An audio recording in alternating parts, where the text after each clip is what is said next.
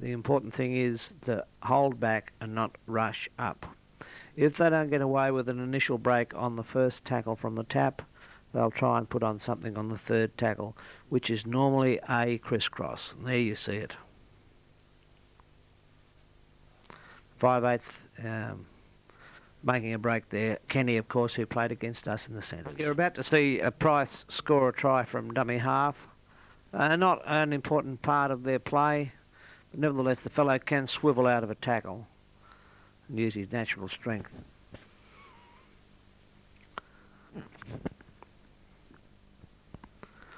Ella, of course, is their centre. He was playing 5/8 normally in the season. Kenny's moved into 5/8.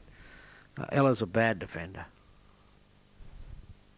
And there he was, missing the tackle on Craig McMahon, the Penrith centre. Okay, now that was a tap that or a kick for touch that they failed to find touch, and that's a good backline movement. And there's Green out there on the right wing, and he's the fellow who's taken Atkins's place, and he slipped a very good ball away back inside.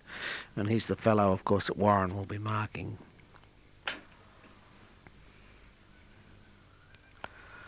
Have a look at Grath. I know Grath is a great player and has got great reps on him, but I think that he's got a few basic weaknesses, one of which I don't think that he is a particularly courageous player. He popped the ball up very well, but I have a theory, and the theory is that the fellows that are supposed to be very strong and fast have got a bit of body preservation problem, and I haven't got the highest reps in the world on him. I think that he, if he's closely marked and hit mid-waist, he's going to come up with more ball than he's going to score tries from. Sterling may chip for himself, particularly early in a game, and here you see about it. It's always a short chip, but the cover defender can normally pick it up.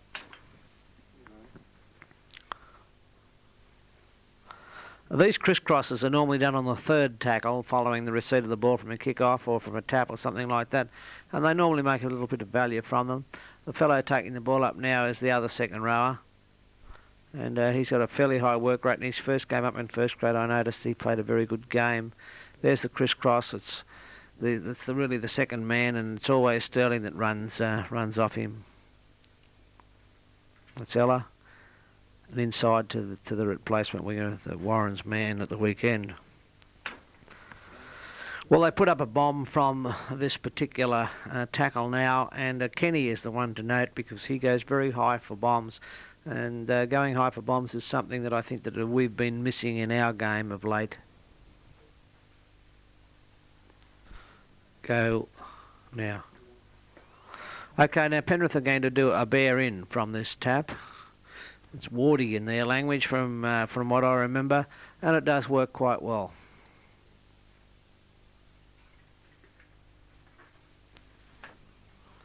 You can see that Parramatta are trying to take a quick quarter tap, something that'll keep the opposition hopping, and there it is, Sterling moving it across to the open side of the field.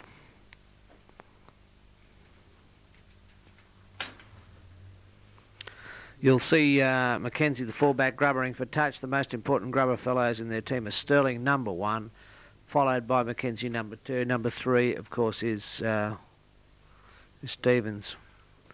And that's quite a good one. Made a lot of yardage out of that. This is a tap, one of a basic sequence that they do, a very basic thing, and then they've got so many variations of it. It's from this very basic stuff that they do that they score a try.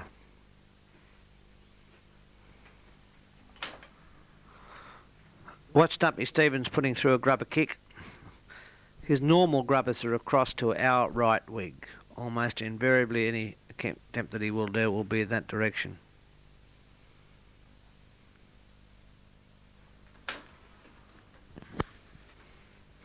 As I said, all their taps have exactly the same basic preparation for them, just with so many different variations. You just don't rush up. Stand back and even trot up. I don't care if they get 10 yards from their taps, as long as we don't have anybody making an initial break. It's from this scrum that you'll find that Ella makes quite a good break, and Kenny is outside centre, and I have a suspicion, although the videos don't always show it, that at the scrum Kenny takes the position of outside centre and Ella is 5'8".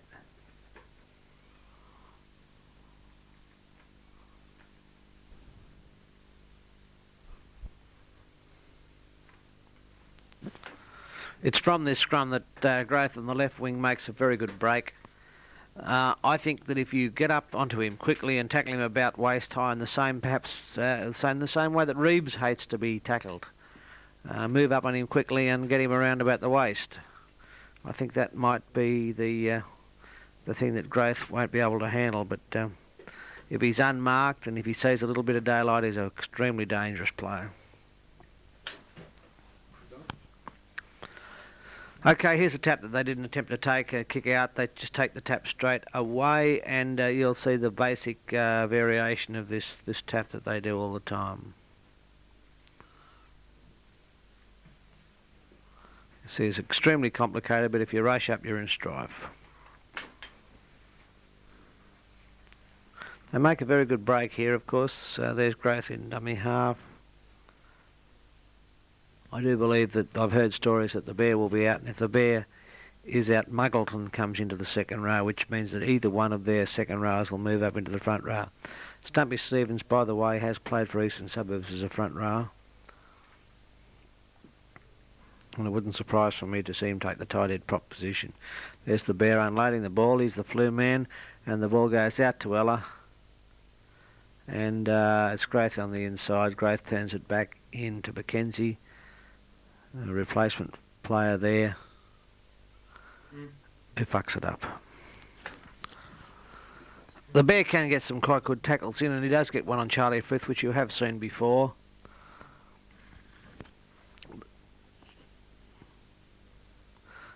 But notice that the fellow that does regain the ball is easily raked, and they can give away penalties when they're put into position of panic. This is the easy try that's scored by Sinclair just from a simple mistake, a simple drop by that second row fella, number 10. They have very efficient second marker defence, particularly Sterling or Kenny or people like that. They race out and try and harass the kicker. So, you know, that's why I don't want you to particularly kick on the 4th or the 5th. If you see an opportunity, take it on the 1st or the 2nd. Well, when Parramatta are in trouble, they run from dummy half, but when they do keep the ball alive, they are particularly dangerous, particularly if the bear initiates something in attack.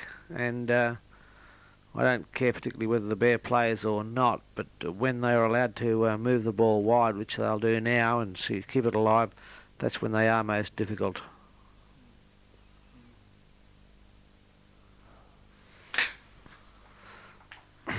Okay, from this scrum, South Sydney do score a try. Watch the defence of the 5/8.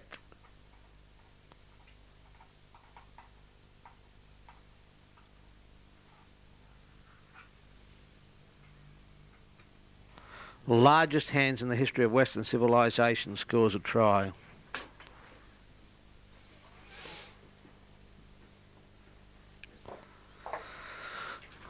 Well, from this particular scrum, forwards look at the scrum, backs look at the break, but it's a break which is made by Parramatta.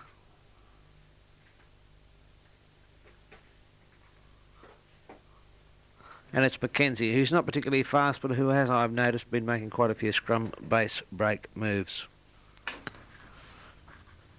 They score a try from this tap, South Sydney. Look at the Parramatta defence rather than the attack of South Sydney.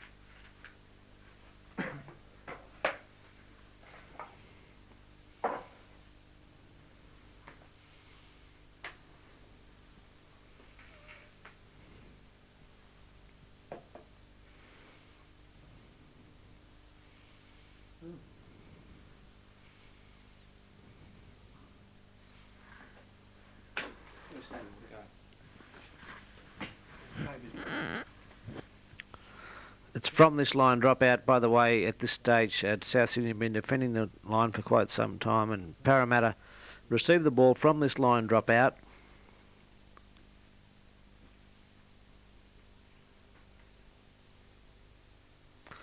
And I really just want you to have a look at some of their players now, because rather than that was the Mackenzie taking the ball up, and that was, of course, was the second row running from dummy half. And I think he could well move into the front row. That was Price making the break from second row. It was Cronin. The third tackle was the crisscross. And the Bear, he finds Cronin, and the Bear backs up again to score a try. From this tap they do eel, not on the first tackle, but maybe on the second or the third. The important point with eel is that their runner arrives about the same time as the dummy half picks up the ball. Now let's see if it's done the way that I just said. Yes. And it was the Bear turning the ball back inside of the half. Okay, this is a tap. It's done in the orthodox way of all of their preparation taps. It's done. It's just who the final runner is the most important point in it. They do have a little bit of luck here. There's a knock on.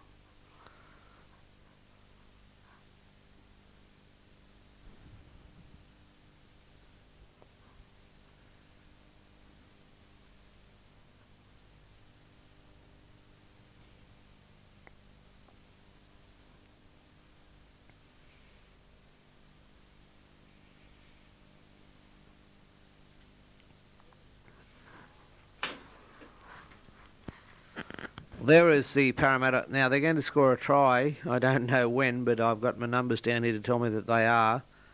And well, it's from a tap. I'll cut it short. From there, there's that same basic preparation from their tap. Again, I say don't race up. Keep your line.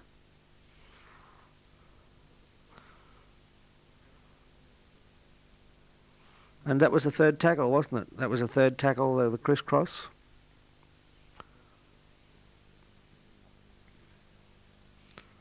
The more that you watch these teams, the more you sort of see the basic pattern of their play coming through, the habits of their play.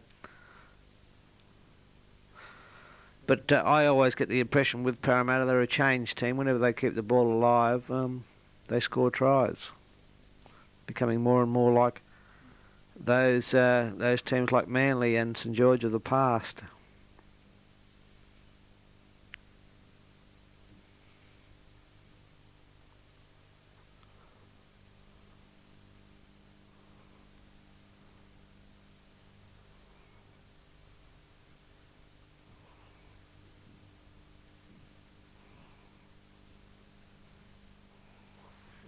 Good try, that, wasn't it?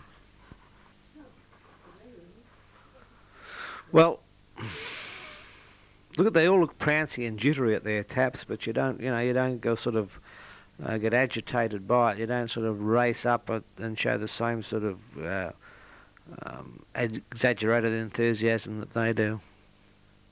Fella makes a good break anyway at some stage here.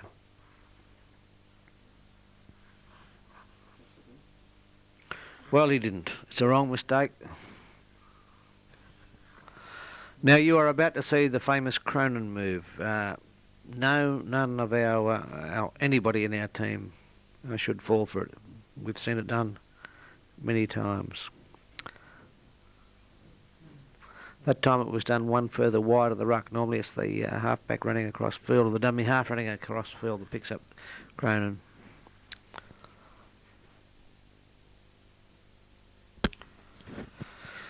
This game against Manly, Sterling chipped over the top, which he does often early in a game, particularly when the defence is swarming. Now, I think that we really should do the same to them as well. But at the same time, we should be prepared for him doing it.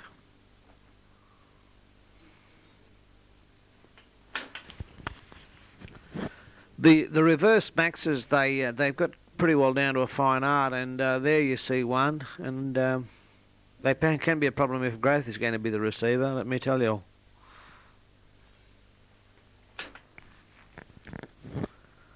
Actually, we'll let that run through, and because they score a try from that reverse max.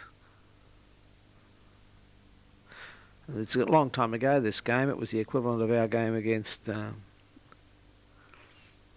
Balmain, I think. Yeah, it's no, Eastern Suburbs. It's our last round game. It's their last round game.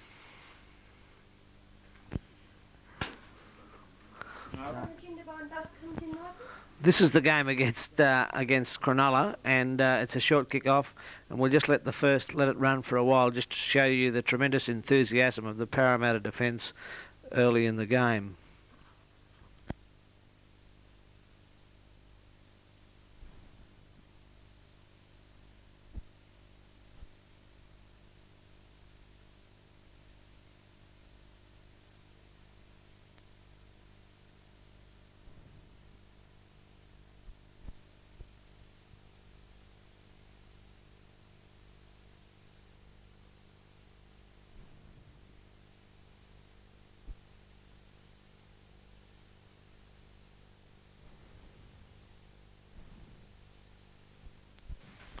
Parramatta score a try. It's very early in the game. Work out for yourself. Bear taking the ball inside the 5 in attack, notice that. And that's Kenny. Simple dummy all the way through.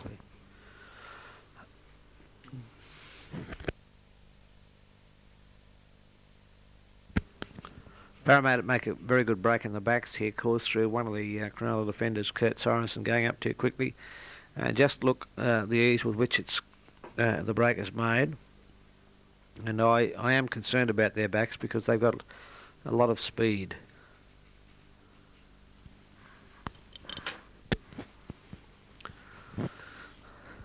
They score a try from this, well, it's a tap, so we'll follow it, we'll hurry it through.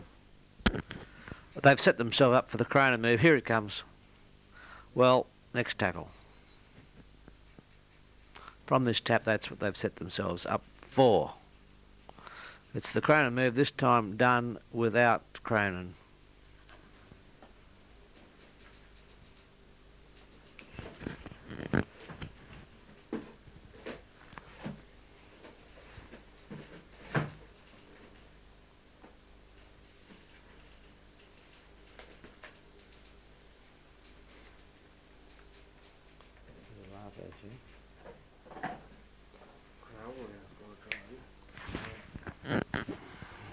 Parramatta have regained a loose ball from Cronulla, and they're deep in their own quarter.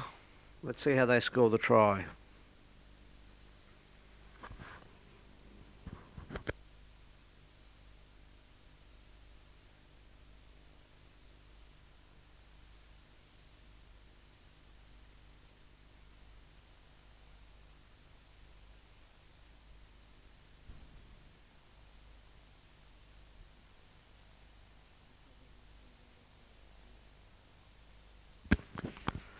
And that's how they've been scoring all their tries this year. That was a field goal attempt by Mackenzie, and he'll do it often during the game. But watch the kick-off. See what how Parramatta handle this tricky kick-off by Cronulla. And see how Cronulla immediately regain the ball and score a try.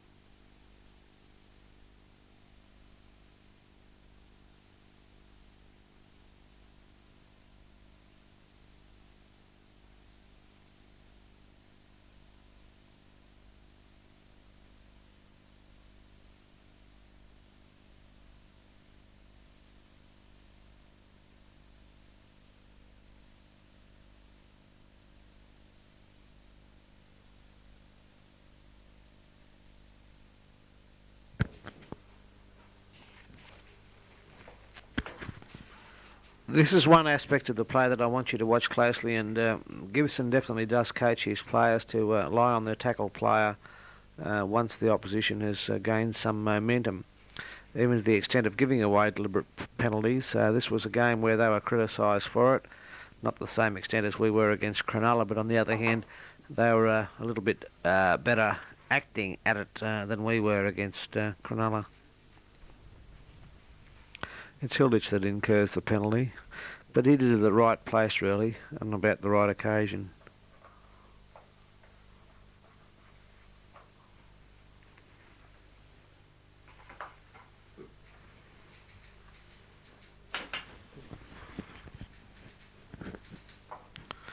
Parramatta score a try here. Watch the ease with which it is scored. It's that number 10 taking the ball up. He rarely passes, by the way, number 10.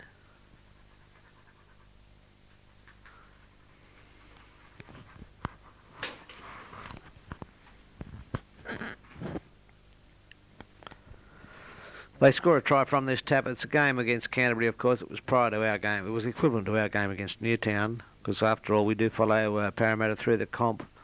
And I've been seeing them play quite regularly now, so fairly used to, as I am, as you would be, to most of the things that they do. Most of their yardage in this game was made through the forwards. And I can remember talking to Ray Price at a function, and he said to me that, because this was the first game that they won of their last sequence of 6 games. And he did tell me that all they did was run from dummy half early in this game to try and get their act together. And since that time, of course, they've been unloading the ball fairly well and getting their confidence up. And that's that gifted bloke scoring a try of growth. Notice that they are taking the ball well and truly inside the 5 in attack, and it's still worth your while to scream to Hartley. Not that I suppose that he will matter that much difference. That was Mackenzie short shipping for himself. Loose ball, 6 again.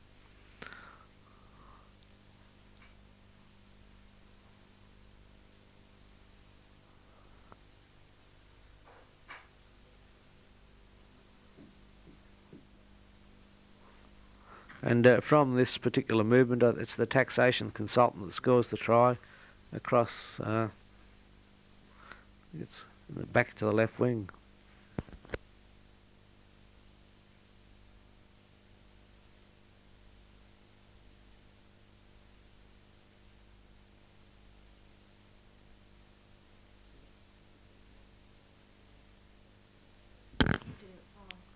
See that slip between the legs, that one over there? That's Ellis scoring the try.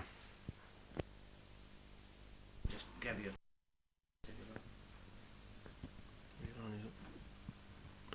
This is the reformed alcoholic talking. It's very unusual. It's 20 to 5 and I can still talk on a Friday afternoon, which is pretty unusual. In this game, which is the last game that Parramatta got beaten in. I think if you watch it closely, that how Newtown beat them was by putting it up them in the forwards and just overpowered them with aggression, I think.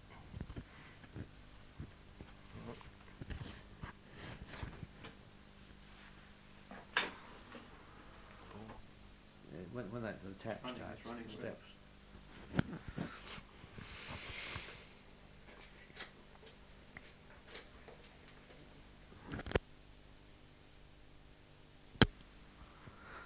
Just look at Parramatta rather than look at the attack of Newtown. You've seen Newtown play before, and if we do meet them, I think it'll be 4 versus 5. But I'm not so much worried about them. We've got to get into the 5, and as the reformed alcoholic said, it's the way in which Newtown took the ball to them, and the fact that Newtown really didn't have too much answer for it early in the game. They looked organised, and they looked controlled, and they kept breaking tackles.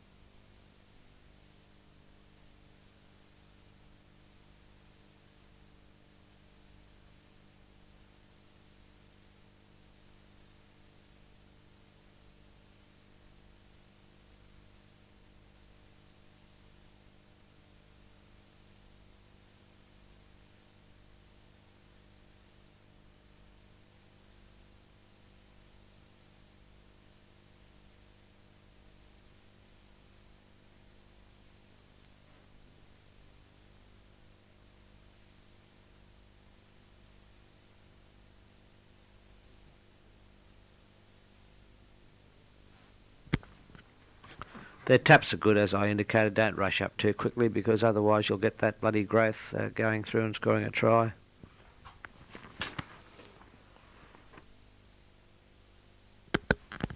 Rabbitoh kick off.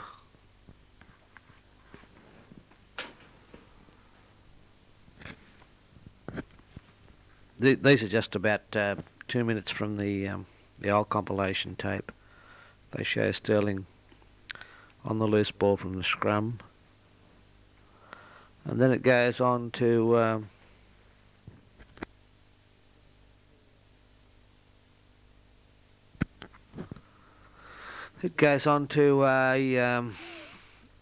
something or other out in the backs. Right, no, it was Stumpy Stevens kicking, of course. And the last aspect of the compilation tape that they show, that this shows, is a bomb.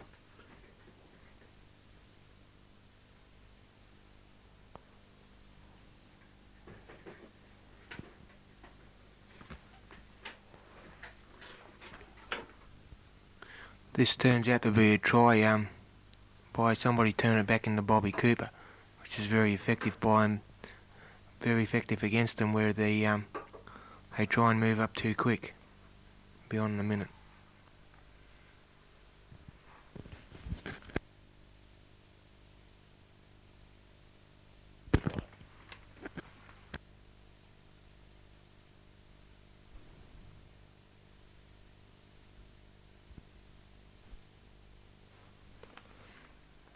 This is a bear to stress how important it is to do these bears against Parramatta.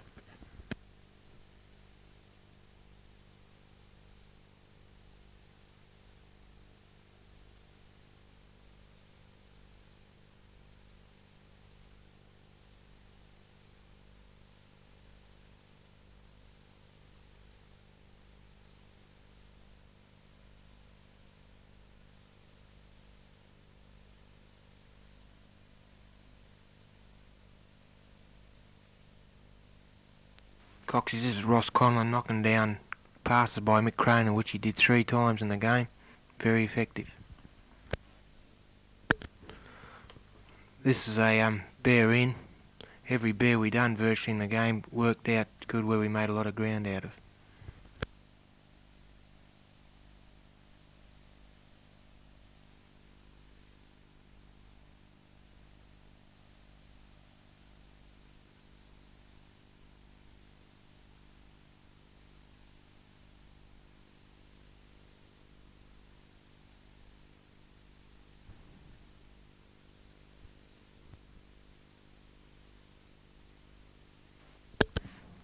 This is a good bear miss.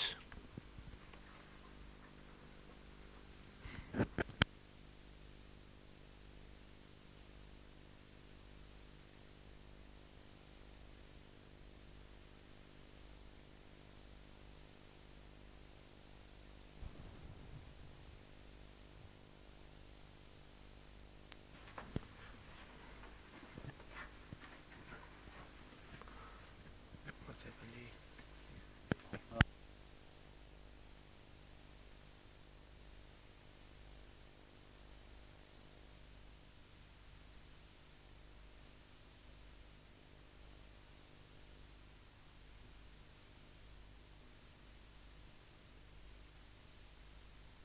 This is the numbers with Terry Lamb and I, which nearly come off.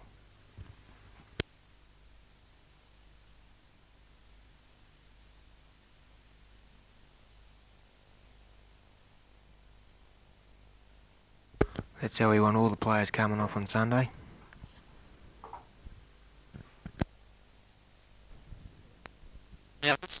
And this is the Dan Bouncy kickoff, normally to our left, and most of his kickoffs are usually long, but he will put on the bouncy type.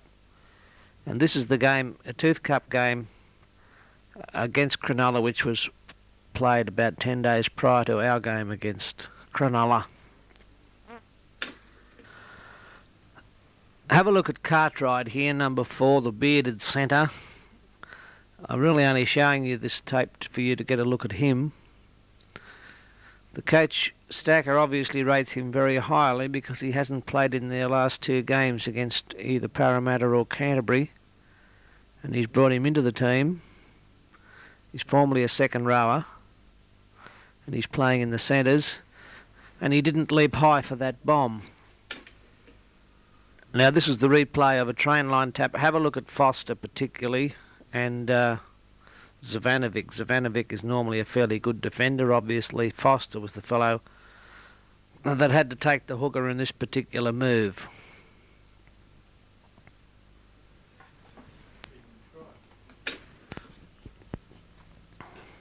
This is Cartwright out in the centres. The purpose of showing you this as well.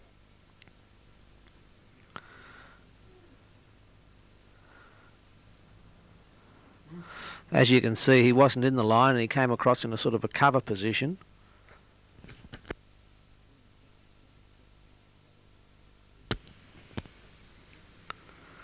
Being a former second rower, quite obviously his positional play is not as good, and if he has been out for some time, he will obviously be short of a gallop.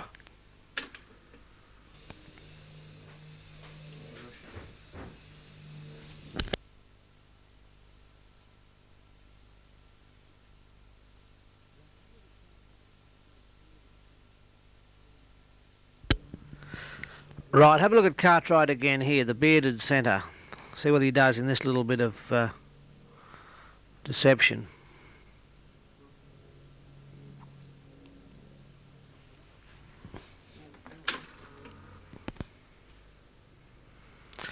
Well, that was Cartwright helping in that tackle there. And we'll carry it on, because there's a very good break made by Dan. Was playing as a winger in this particular game, but of course is playing 5'8" against us.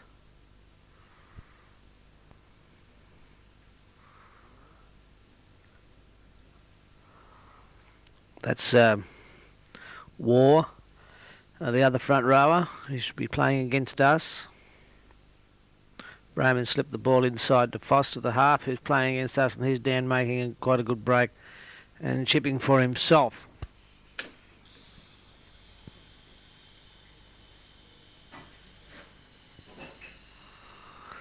Right, just to identify some of these players for you, that was Levy in dummy half, and that's this Cartwright playing the ball now.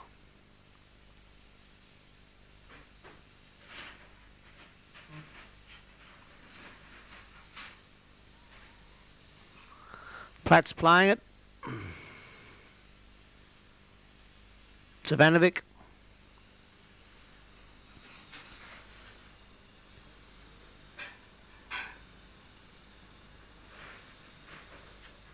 That was War, and of course Jones in dummy half. And now it's back out to Cartwright. It's Martin in dummy half, by the way. Martin is playing reserve grade at the present time. Scored 2 tries in this game. I won't show you either of them, both involving dummy half play. Obviously if he comes on as a replacement. Now there's Podgy making a good break, left winger.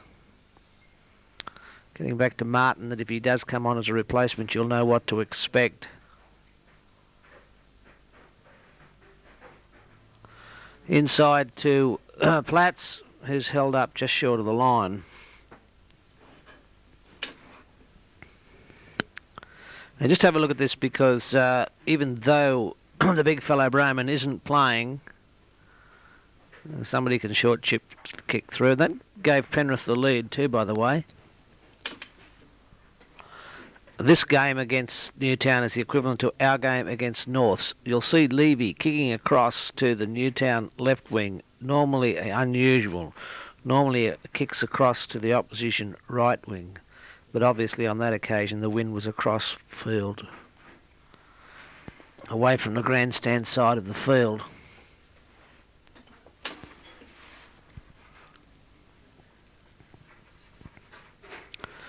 Now with their taps, they look to make the break about 2-3 wide of the ruck quite often. They're going to do something on the first tackle. And there was a crisscross move. Sheens, of course, was the fellow with the ball now. And he is a great unloader of the ball, playing second row, but will be playing front row against us. That was Jones taking the ball up and losing it. Notice the use of his elbow, trying to play the tough guy image, and of course not handling it too well.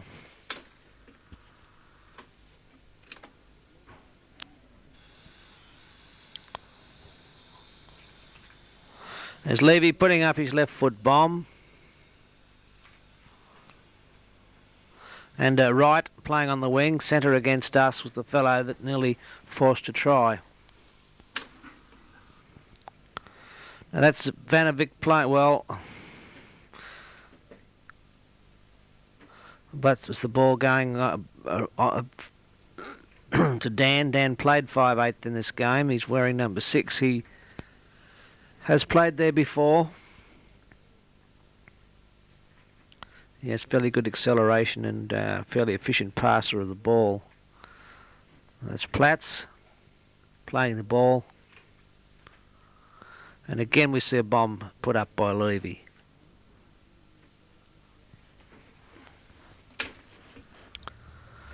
Now this kicking of Levy is very good, and Warren will have to be on his toes at all time to watch it.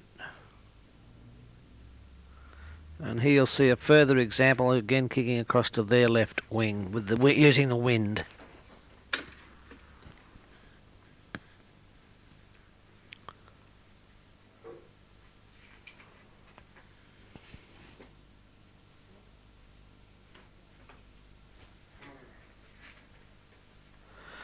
Sheen's look inside pass to Platts.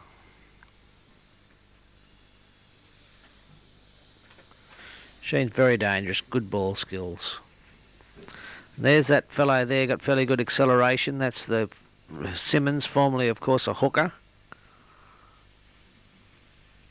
That appears to be Dan attempting to force his way over from dummy half. On to Foster, and a long pass out, mishandled by the winger. It's picked up by Levy, and that's that Wright, the Hulk, scoring a try. Something you won't see very much is Levy short kicking for himself. Notice that Levy was in his first man off the ruck then, a fullback of course, so if there is a spin over, a loss of possession, and there's nobody at home, the fullback won't be at home if he's up around the rucks. Now that was him short kicking for himself.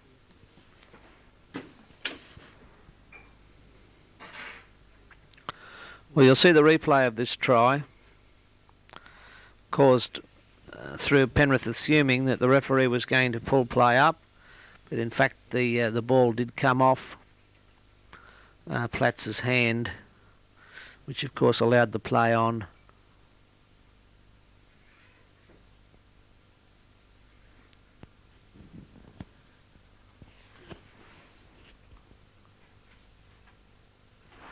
And that's right, not quite making it.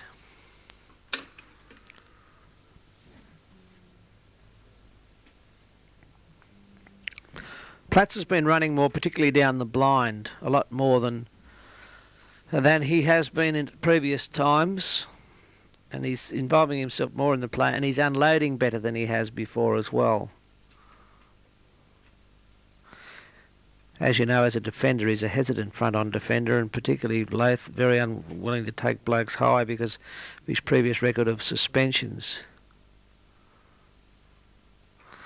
There he was, getting his arms free and throwing a forward pass. Now, even then, you can see that Tim Sheens, even with two blokes, still attempted to try and unload the ball. It's an inside pass from Foster onto the hooker Jones, who picks up Savanovic, who picks up Hall, who's not playing against us, back to Savanovic. Notice Savanovic backing up. He's got a high work rate, probably the highest work rate of all of their forwards. That's Simmons running from dummy half.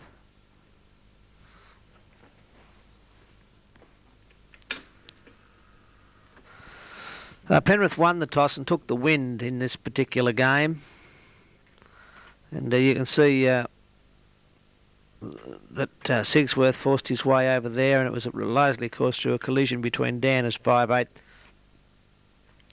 and somebody else.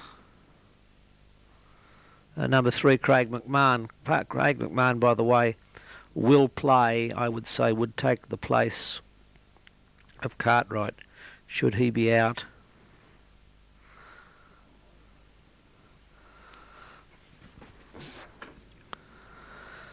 Just a couple of small points. So while he's having this kick at goal, Penrith did win the toss and elected to have the run with the wind in the first half, but that meant that they had the disadvantage of the sun in their eyes in the second half. So you can quite clearly see that the team that runs to the scoreboard in the second half is the one that has the sun in its eyes. Notice Dan covering up then.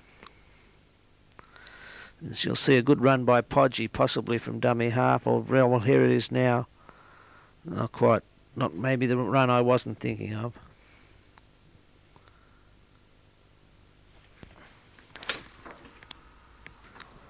Penrith, and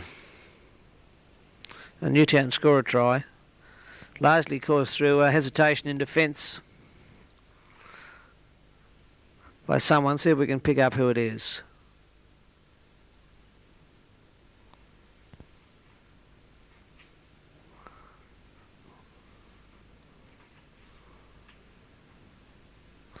We'll have a look from the other view. Looks like somebody with a double number on his back. Notice that Tim Sheens, by the way, was the second marker and didn't put too much pressure on them, on the hooker as he ran across Firl with his back turned. Yes, it was number 14. This too wide of the ruck, of course, seems to be the area that we're, well, obviously the area that we're going to work on as our match plan. This game against Parramatta was the equivalent of our game against St George. The thing that I want you to look at now is the one which they're so keen to run off Tim Sheens. That was Platts running off Sheens, and now we have the Hulk into dummy half, taking it up. The fullback is dummy half. The hooker. And the hooker looking to unload to Sheens.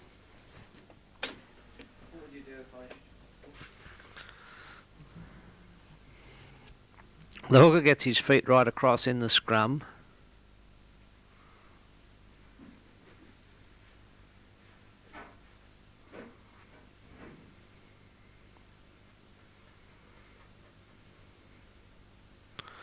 Let's have a look at the tap.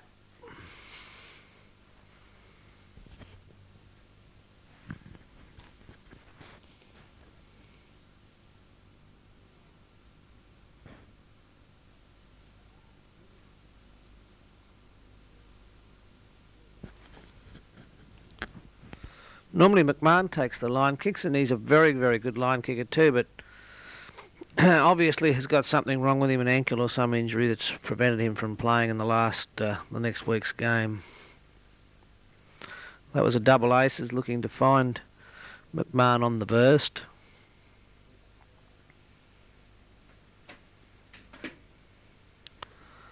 And the loss of possession by the lock, Simmons. The penalty for being inside the 5, was it? Sheens, we'll see Foster very shortly put through a chip for himself. That's the Hulk, using a little bit of a elbow there in possession of the ball. Hall not playing against us, taking it up. And here we have Foster chipping for himself.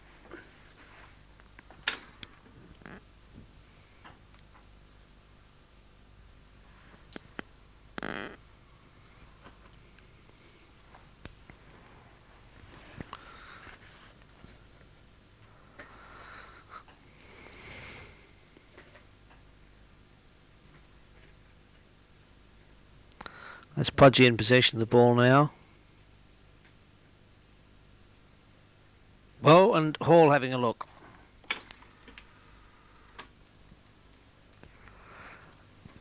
He scores an easy try here, Price simply going through Foster. And they're not too worried about putting the shit in, and they will. They're not at all worried about doing it, as you can clearly just see there. Right.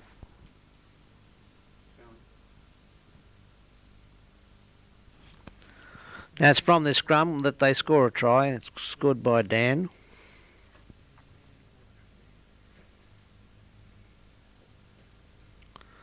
And there's the lock, who stands out of most scrums, with making a fairly good quick break. Levy to Foster to Jones to McMahon, stepping out of a tackle.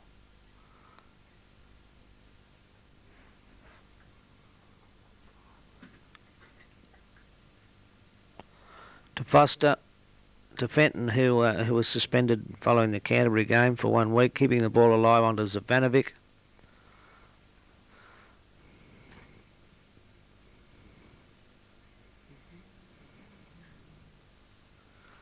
Sheens always gets rid of the ball to the Hulk and onto Levy, and Levy picks up Dan, and Dan goes over. If Tim Sheens does make a little bit of a break and does happen to break the line, get up on him quickly from behind and power him down. He must not unload the ball. That's Roque right passing from dummy half, and there gets Sheens keeping the ball alive. It's on to Platts.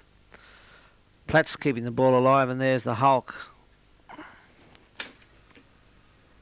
Now this is an important scrum to look at, because you'll notice the high feed of Foster.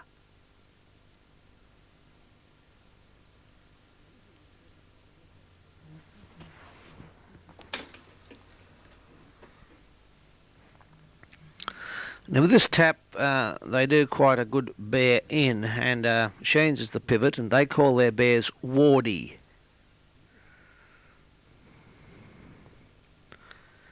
Generally their bear is done on about the second tackle, following a tap. But don't think about what they're going to do. Get up on the bloke that might do it. There's Foster.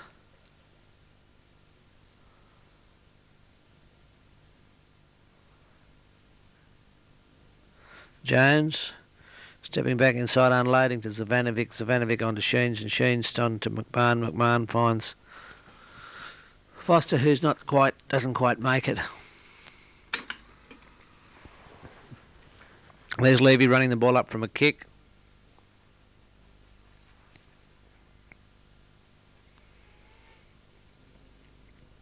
Sheens, he will unload. It's Zavanovic, and he picks up Platts, who finds Foster. Platts and Foster do work very well together. Notice again the high feed. Okay, that'll do. Their blind may be on at taps. It's the typical Parramatta move, but look at the Penrith defence.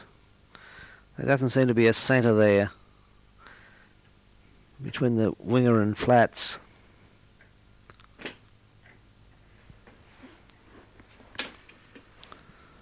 Now I've written this one down as a good scrum for some reason or other. Let's see why.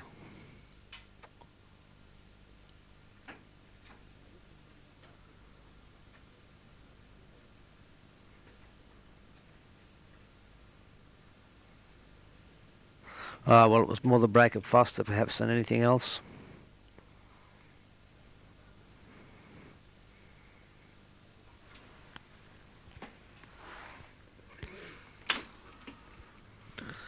Well, this is Penrith on a loose ball. We see it go out to Sheens onto Zavanovic.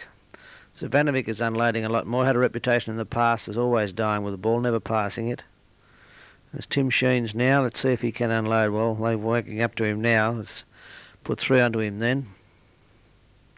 Jones to Levy up around the rucks. To Foster slowing up rather than getting tackled, trying to sort of hesitation play.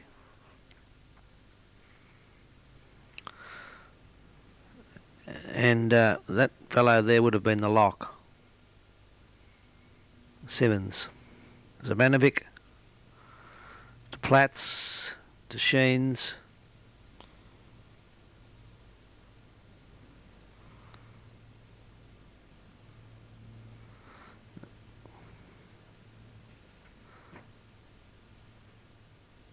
Zavanovic is finally caught.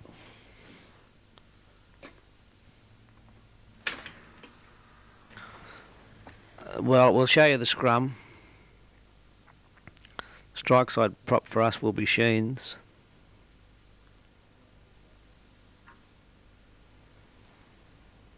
You'll notice that he had his feet across in that scrum.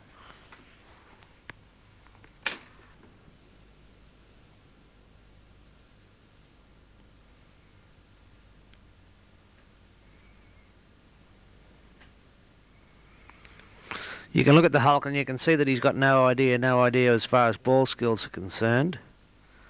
But, you know, like if somebody's going to hang off him and be too frightened to tackle him, well, he'll score tries. Notice the way in which Tim Sheens pushed the bear off then.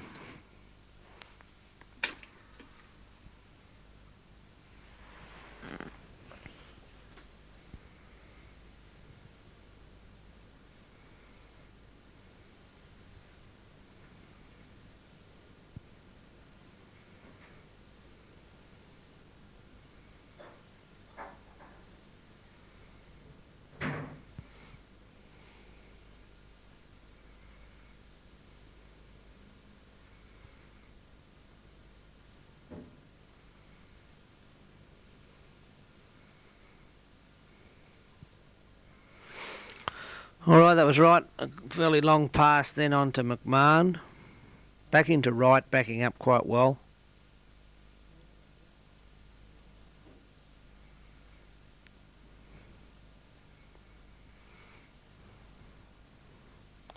Change onto the lock onto Zavanovic.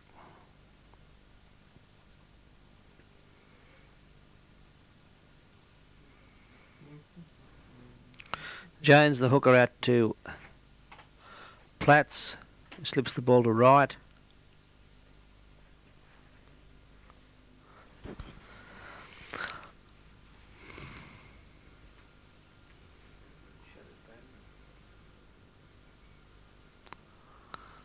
All right, that was Jones, the pivot, going himself. On to Sheens, who normally takes the second pass from a tap, will do something creative.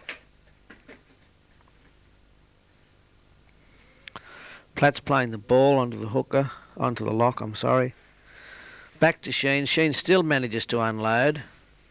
And it goes to the hooker, who finds Levy, who makes a good run with initially from stepping off his right foot. Stupid pass, however. This game against Canterbury is equivalent to our game last week against Parramatta. So the last three games that you have seen, the clippings from, are in fact the last three games they've played.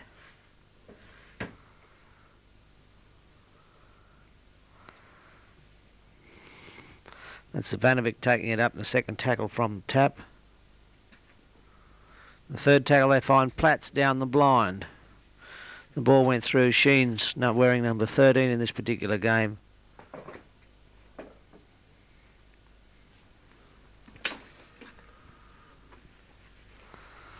Well, it's Platts playing the ball. It's on to Sheens, who runs slightly across field and turns the ball back inside to Jones, who normally follows him through.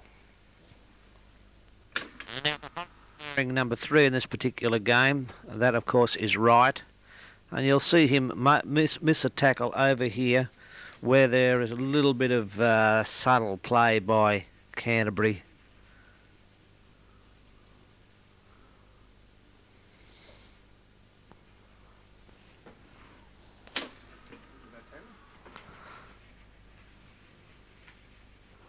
Well, Foster wins the.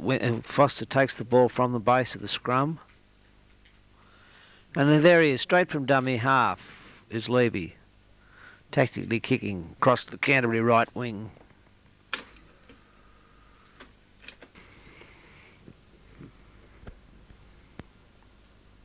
You're going, aren't you? Okay, the first tackle, they've taken it up. Second is Sheen's doing something creative, turning the ball back inside to Zavanovic. Zavanovic tapping the ball and going forward.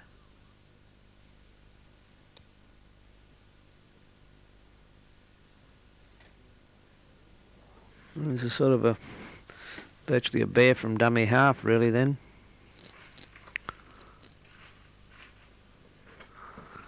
He's very dangerous as a first receiver taking off from a standing position. Laloc Simmons.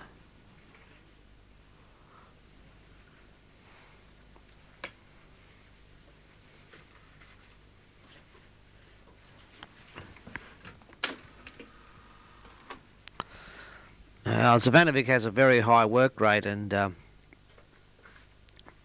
when players like that do go on the blind side, they normally go for a bludge, and you can get yardage by switching it back to the blind side.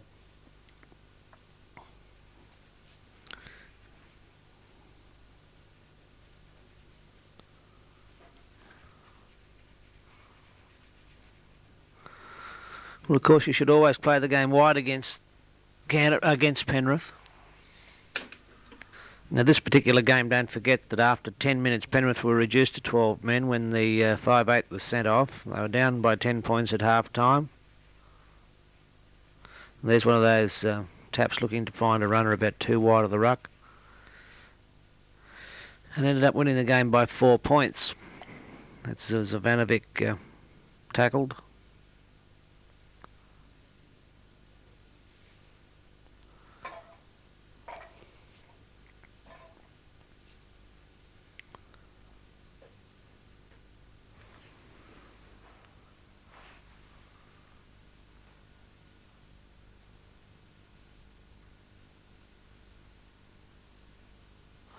I've noticed that Sheens and the hooker do work very well together in the same way that Platts and the half work well together.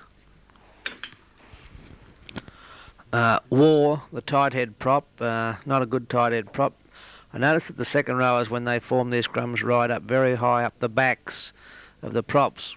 One of the reasons that they do split a bit, possibly caused by the fact that the lock rarely packs. I maintain that as a side we don't early in a game chip over the top enough early or run from dummy half enough, particularly with our players who can do those things and make breaks on their own. And you can see big yardage there made from Steve Mortimer following through a chip over the top.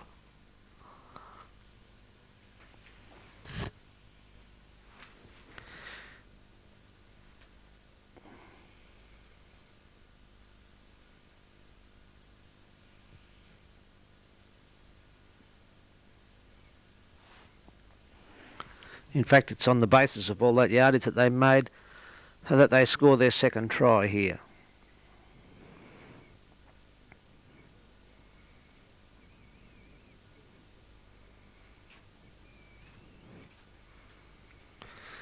Good solid tackle on Mortimer by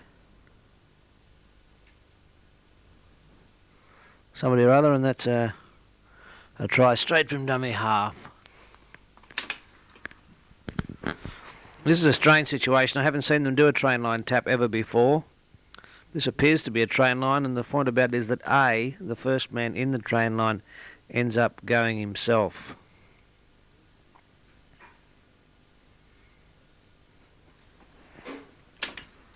We'll keep that going and see what happens, develops from it. Sheens with the ball. This time, yes, still kept it alive. Well, and who did he find? Would be the hooker or the lock? The lock.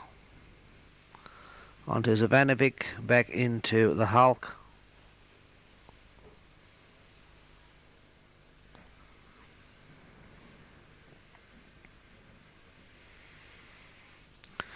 Jones to Platts, Platts onto the winger Podgy.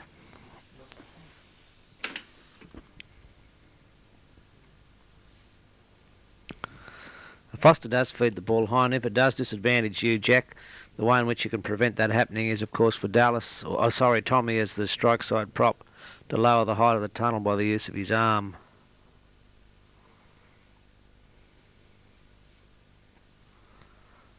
Now, I think he does get penalised on the second feed here. Of course, whinging to Braybrook will also help.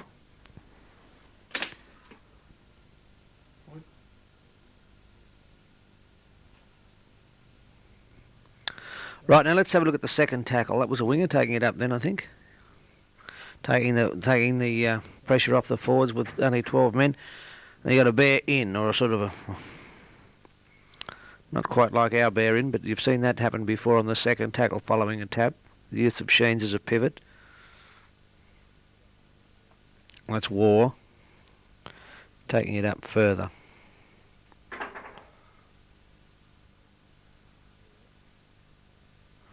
And that was a desperation pass away by the lock from almost the ground.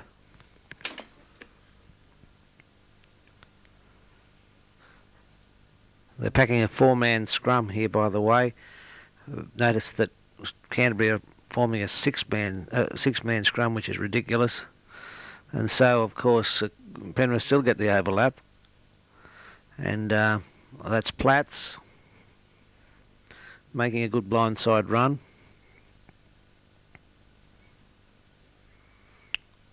And he passes the ball to the Hulk, who forces his way over.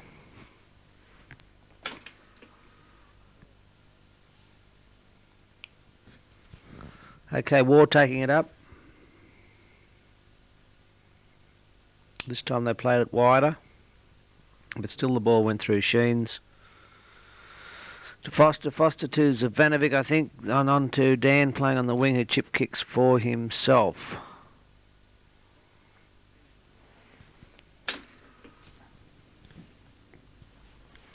Well, from this line dropout, that Penrith do score a try, and that's the lock Simmons. That's the hooker Jones taking the ball up. Woods is in dummy half now. He's not expected to play against us, even if Cartwright is out. That's Jones in dummy half, running across field slightly, looking to pass the ball inside, or sort of in the form of a numbers to Zavanovic. Now the try comes up here. It's Platts to his mate, the halfback Foster, who finds the fullback, and the fullback in passes to Dan.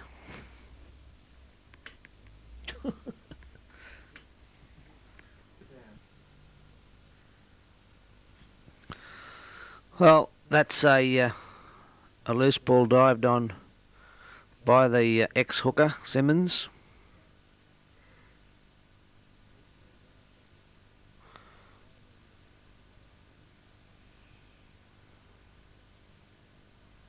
Sheens. And there he goes, the Hulk. Quite obvious, they obviously found it hard to tackle him.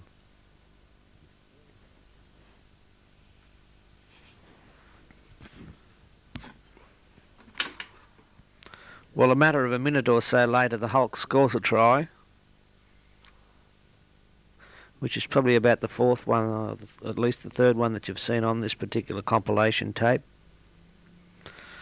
I think he scores it simply by just wrenching the ball out of a Canterbury player's hands.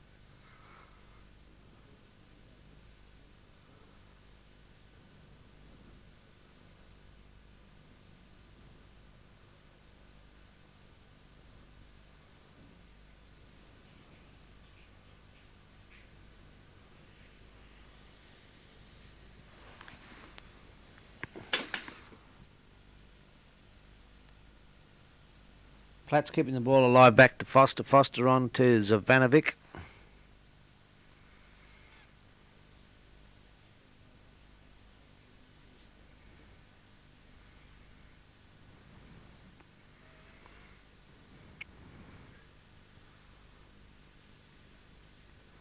And here's the Hulk, and he unloads, but something that I've rarely seen him do. And notice that there was almost an element of intercept possibility about that pass. Now if they tie, particularly towards the end of a half, you can find the opportunity to run from dummy half. Again, I repeat something that I don't think our quick men do enough.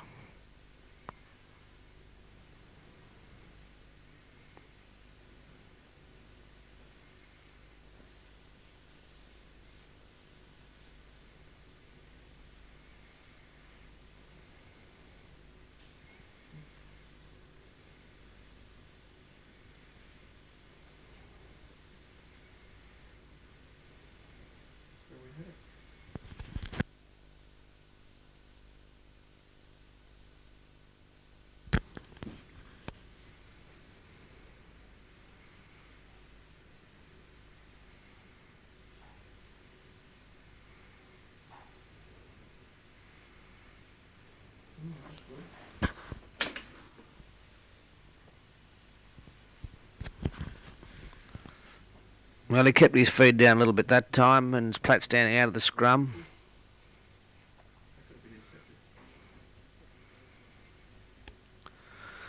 And it's Levy making a good run from dummy half, bumping off.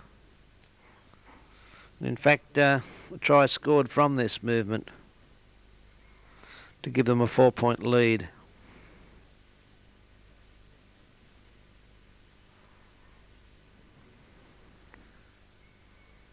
That's Podgy, is it, over there on the right wing?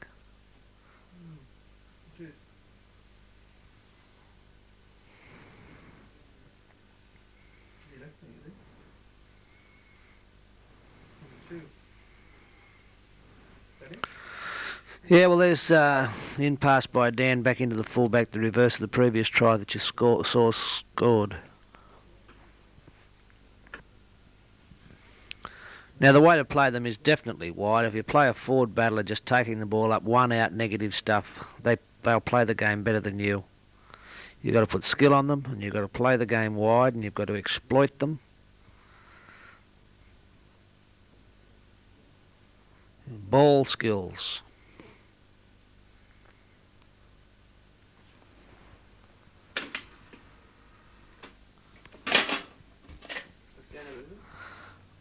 Well, this game against St George is the equivalent to our game against Parramatta. And that was Pringle now with the ball. And he finds Miranda. They have a preference to attack out wide to their left. On to Pringle again. And who finds Pearson? It's on to Cora on the left wing. And, of course, another reason why they prefer to attack left is because of the fact that that's Cora's wing. That was Pringle having a look there very early in the game. And it's noticeable to me in previous games that he's played that if he starts off badly, he tends to play that way.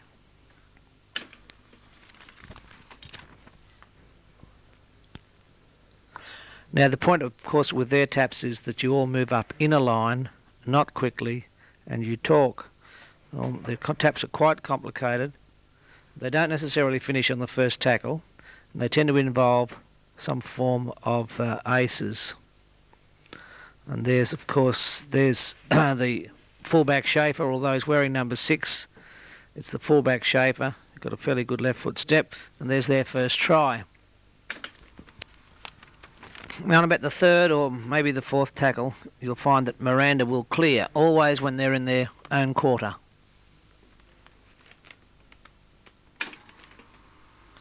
That's a short one, Mike. Shall tap here. Almost every scrum penalty that they have, Whittaker takes a quick differential.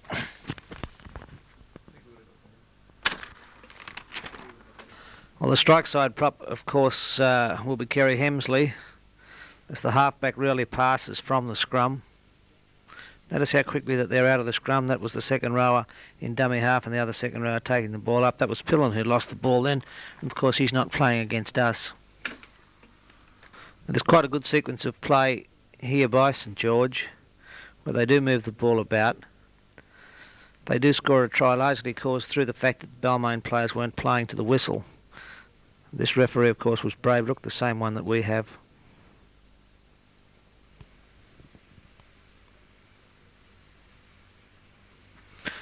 Not a good front-on defender, Miranda, as you just saw then. Even though he's wearing number 1, of course, he's playing in the centres.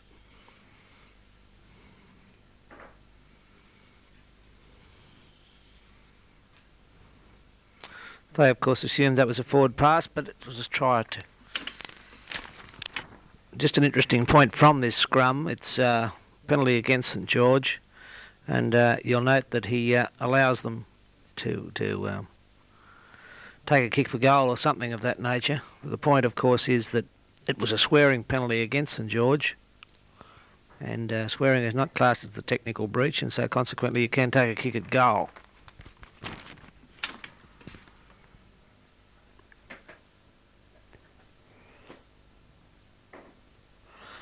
There's an initial break which is made here, and there's a try scored by Stone, but the initial break is made too wide of the ruck, which I consider is the traditional area that they're weak in. Tries actually scored from dummy half, which again is a weakness in their team.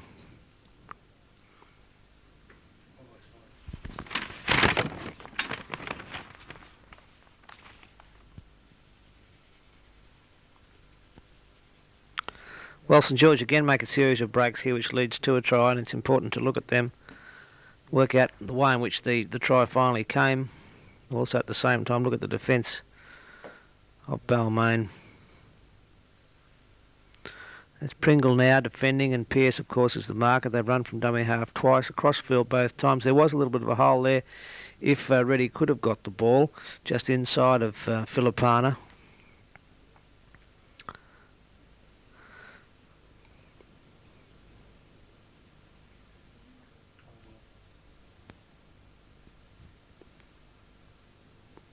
There is just Morris as a first receiver, slipping the ball to win. Now it's been built into their team to pinch the ball, and there's quite a few of them, as your match plan shows you, that are quite good at it.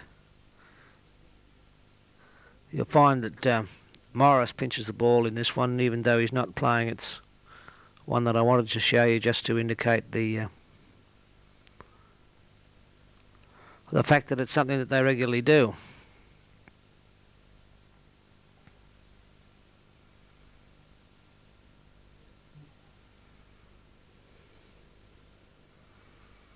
See a good run by Schaefer coming up here. That's the half Innes with the ball now, and he slips it on to Schaefer, who does join in the back line a lot. It was a bad pass by him. And there are quite a few dummy half runners in their team. The major ones being Whittaker and Wigham. But Corowa also is a fairly effective runner from dummy half.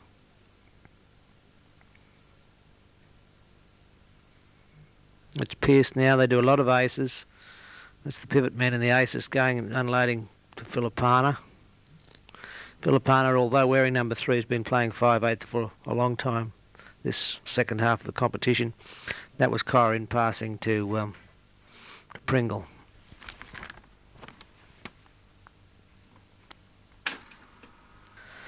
Pearce isn't tackling with the same vigour that he did last year. He's still tackling low, but probably not as much impact in his tackles, and it's quite easy to get the ball away.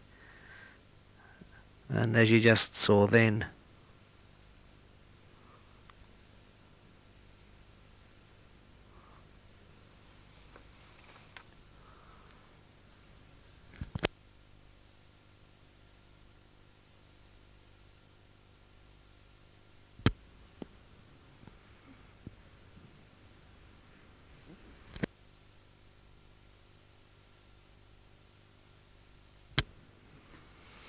see quite a good run here. By there, that's Lawson, the right winger, the same one that marked Reeves in the first round.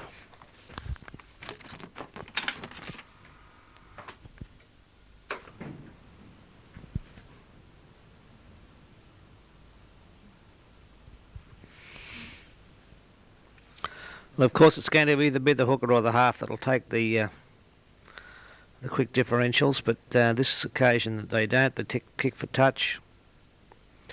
You'll see a tap, and they put up a bomb for which they score a try. But first, let's look at the tap. A lot of switches to the blind in their taps.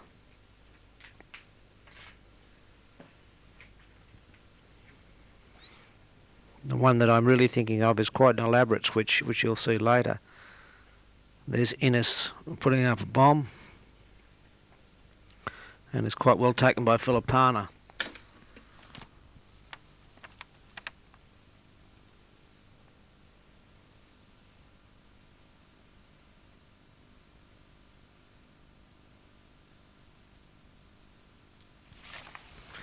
We'll have a look what they do on the receipt of the ball from the kick-off. That's Larry, does not like any ball high in the air at all.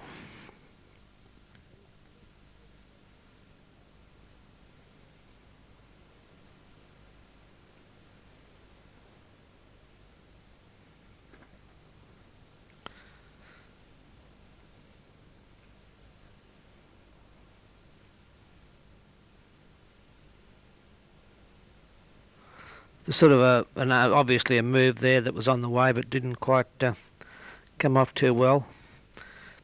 There's a lot of dummy half running, and there's Wigham.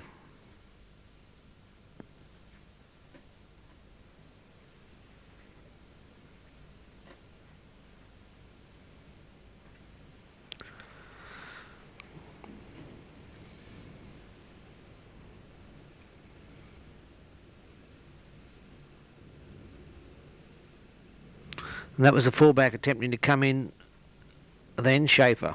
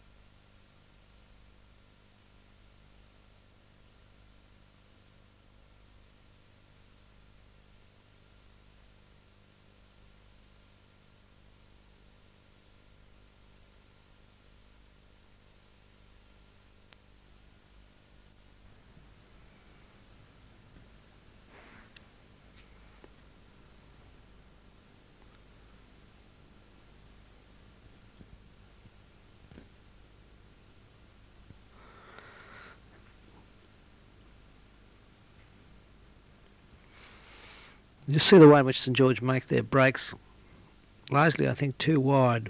It's the area where they've traditionally been most vulnerable in the past, Balmain, but as I've indicated, I want also our two halves to run from dummy half a lot in this particular game.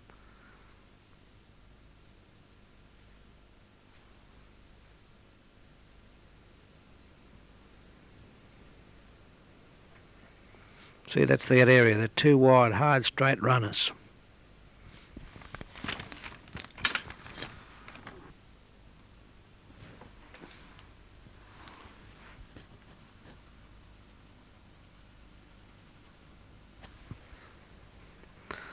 Well, of course, that's Bonner who's got the ball now. He's the tight head prop against us and played second row, I think, on this particular game.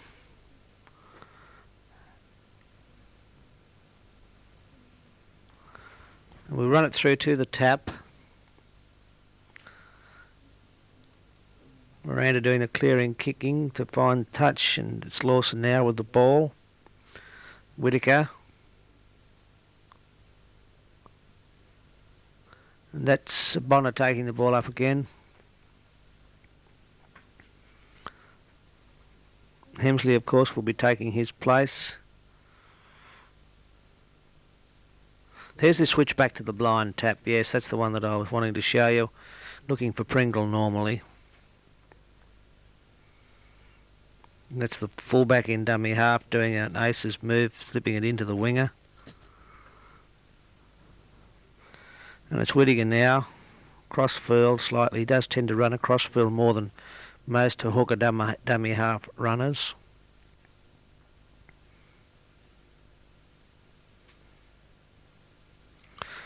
That's a linking to their left with the fullback in. They stand deeper than most of the back lines in Sydney.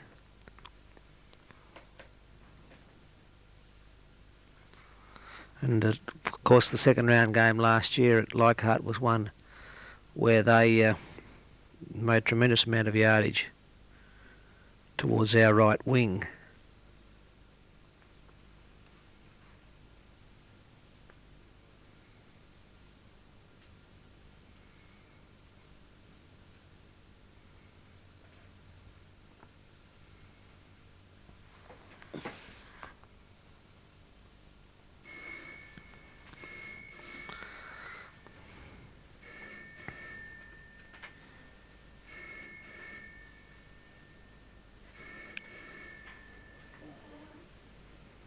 Simple crisscross move, and that's Filipana.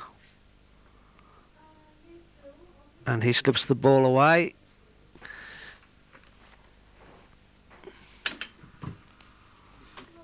Yeah.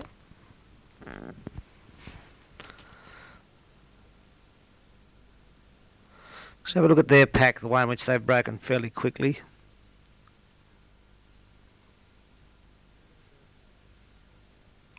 There's a bit of reefing by Pearce, was it? The lock.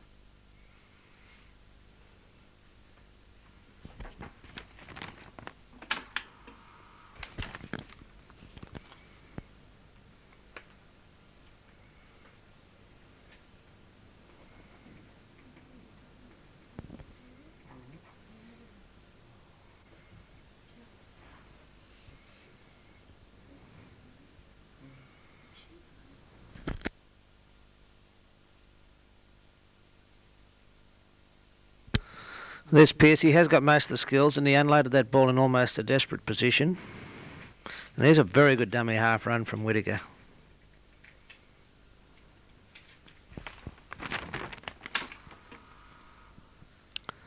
Now this game, of course, ended in a draw, 24 all draw.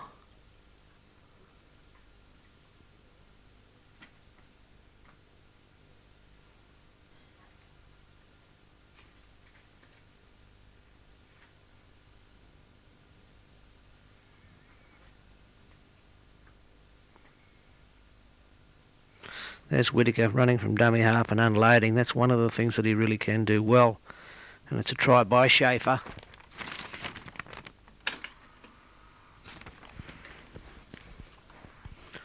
I really do think that they'll look to get a lot of benefit from their taps in view of the fact that we let in a try from a tap last week, which was relatively uncomplicated.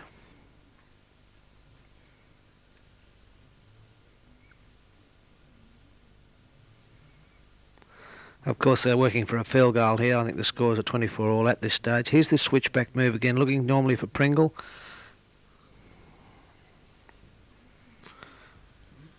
And of course, obviously, they're going to work themselves into a position for a field goal. There's the most dangerous bloke in the player to put down. Filipana. Whittaker, who has scored tries before against us from dummy half. That's Schaefer up in the line. It's a fullback. Of course, quick turnover, and of course, and you'll find him up in the line. There's an attempt at a field goal. Well, that was Filipana unloading the ball well, and of course, this game was equivalent to our game against Penrith. It was a game that is Innes putting up the bomb. And a try again by Filipana. Scored in the same way.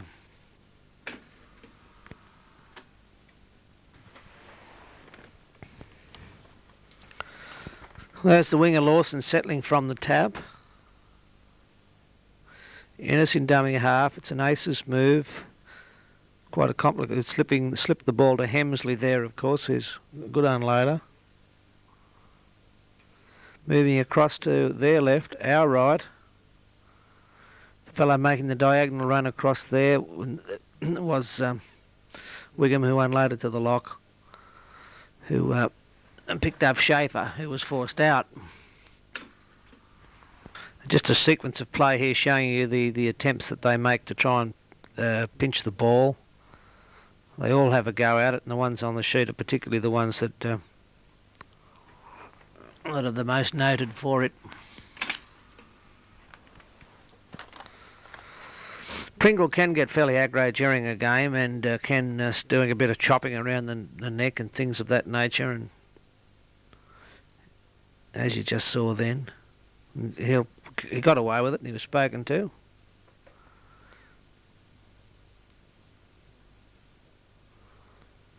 And there could be a little bit of stick, as you saw just there.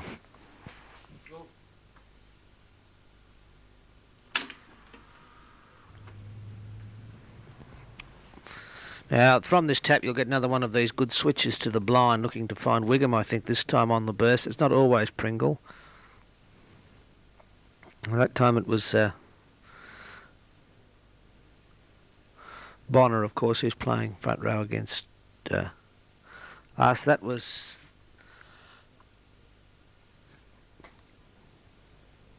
Hemsley who unloaded the ball then in almost a difficult position, finding the lock.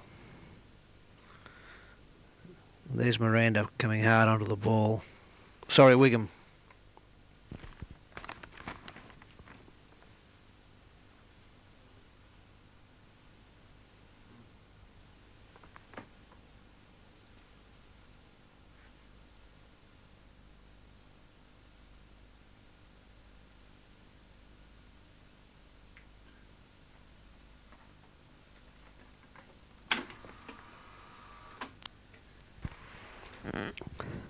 Now again the quick differential tap, this time of course not nearly as quick as normal, but the half gave it to the captain, of course, Whittaker. And eventually from this movement, Wigham is disallowed a try, and if you take any notice of the media reports, it was generally assumed by most people that if Balmain would have scored this try, they could well have beaten Parramatta. Notice again, it's him coming in across field. Well, here's Larry playing the ball, and it's on to it's Pearce and Whittaker. They're keeping a sequence of play where they keep the ball alive fairly well here. It's Wigham on to Hemsley. Of course, that's one of the great, bit like Timmy Sheen's last week. Hemsley can keep the ball alive all the time.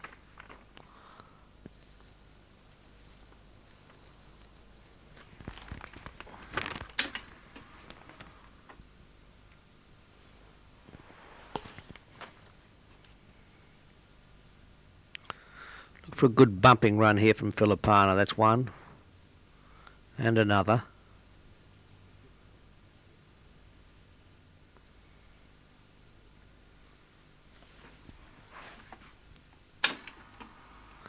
Have a look at the vulnerability of Balmain, about too wide of the ruck again here.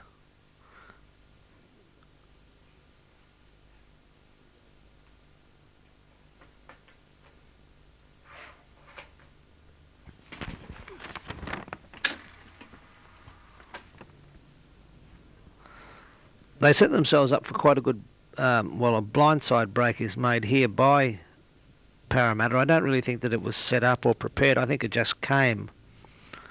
And I think that you'll find that they will be weak on the blind, but only through a bird call or something like that.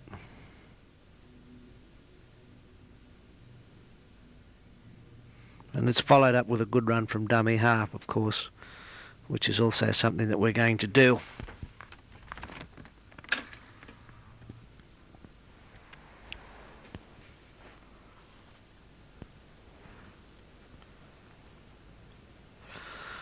Well, that's in us onto the Schaefer, standing on the blind side, made quite a good break.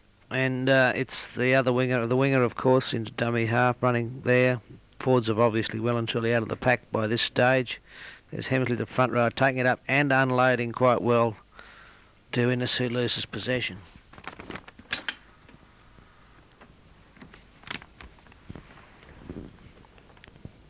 Bit of a hesitation play there by the Bear. And let's see who the try has scored through. Generally about too wide of the ruck again. That was the half whose tackle he broke.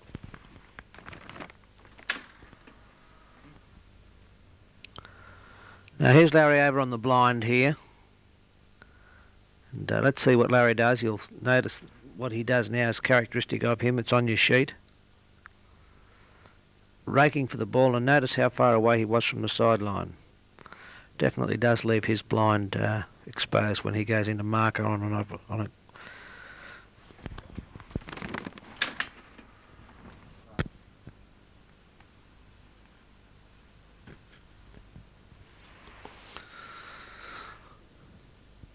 Well, it's Innes onto Pearce, standing out at the scrum.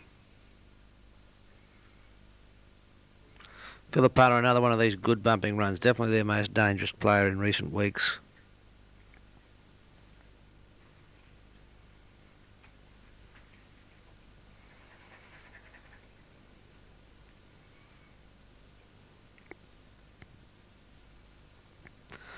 Well, that's Miranda, and it's Larry in dummy half.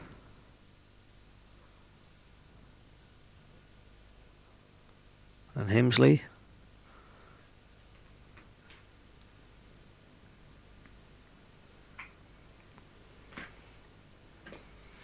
Look, he always runs across field, turns it inside. By the way, Miranda does that a lot as well. I've noticed that the other fellow, the one that Wigham, normally unloads on his outside, not on the inside as you saw then.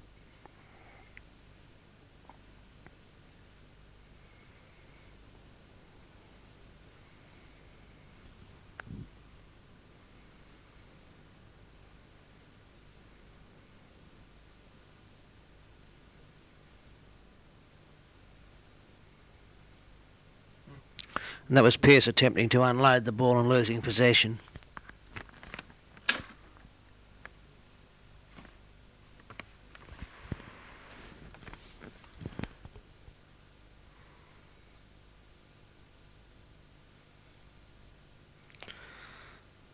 You could see that Filipano was trying to pinch the ball there, and he did successfully the next tackle.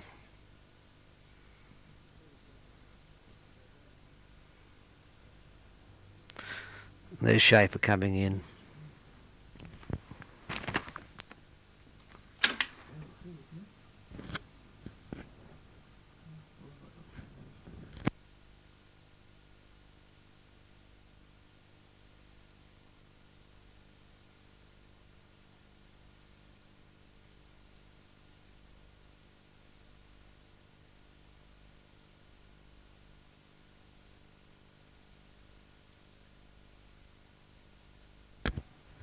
Well, there's that switchback move again. It doesn't always involve Pringle. It's one of the things that you're going to have to talk in advance and try and talk them out of.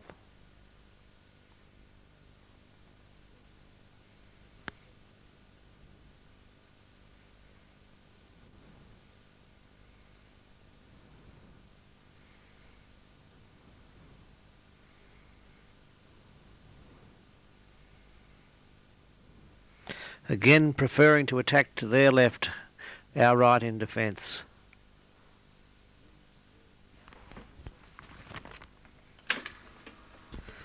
Well, I don't know what Schaefer's previous record on bombs is, but he took them quite well, and in any case, we don't really put up that many bombs during a game. I think you'll notice that with Balmain that they only obviously have one receiver for bombs. One person going up for it, and that's Wigham. That person is Filipana, and that of course was Wigham, who ran from dummy half then.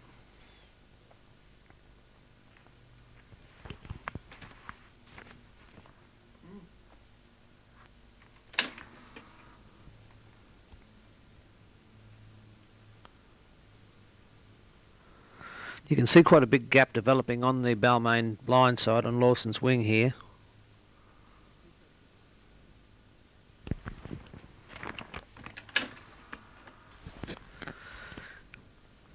Well, there's Hemsley and attempting to unload back to Lawson. You can probably gather the impression now that they're going to attack right across to their left.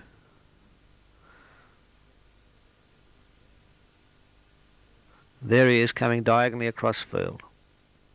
I think that we can expect to see a lot of that happen. Unless they'll make a lot of yardage out of it unless our backs move up very quickly in a straight line. That fellow, that number 17, of course, there was a replacement by the name of Owens.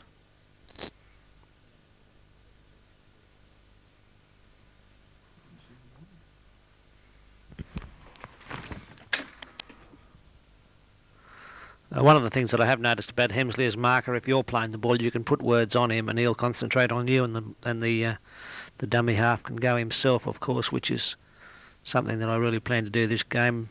It was probably an efficient marker defence, being one short there, that allowed them to score that try down their blind once again. Well, of course, the fellow, that's the front rower taking the ball up then. The bloke that will be playing front row against us, wearing number 10 but more experienced as a front rower. And of course they're all waking up to Filipana as the bloke to tackle pretty hard and make sure that he doesn't unload the ball. And there's Pringle back to Miranda. Miranda on to the fullback. Fullback's got a fairly good left foot. Oh no, sorry, it was the halfback. He's got a bit of a left foot step, that half just then.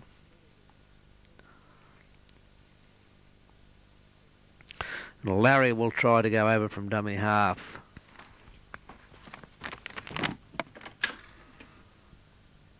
Well, that's Schaefer in dummy half, and that's Wigham, it looks like to me, taking the ball up. Whittaker into dummy half now. Hemsley. Still slipped the ball away, notice. Must unload. Still spends a lot of time up in the back line, more than any fullback I've seen this year. That was Pearce unloading, and a good diagonal run across the field by Wigham back to Miranda, back inside. He passes the ball a lot back inside to Cora, who loses the ball. And that was Bonner who picked up the loose ball.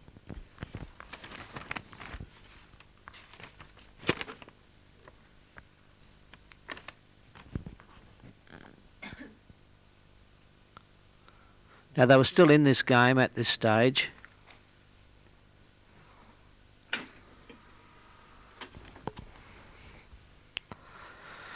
Now, Pringle didn't have a particularly good game here, and he was replaced by this Kane, who, of course, in fact, has taken Bonner's place, because Bonner's moved up into the front row and Morris is the one who was out. But he's a very hard worker, this Hemsley, and he'll keep going all day. And he's one fella that I'm sure that we've got to make sure that we get on top of. Whittaker running slightly across the field from dummy half, and here's one of their favourite moves, the aces. Looking to Pringle. At this stage, Kane hasn't come on the field. There's this fullback again, how much he spends his time up in the play, in dummy half a lot. And again, as I indicate, if there is a quick turnover, or even you take the possibility of a quick turnover and an immediate chip over the top, and you should catch him out of position.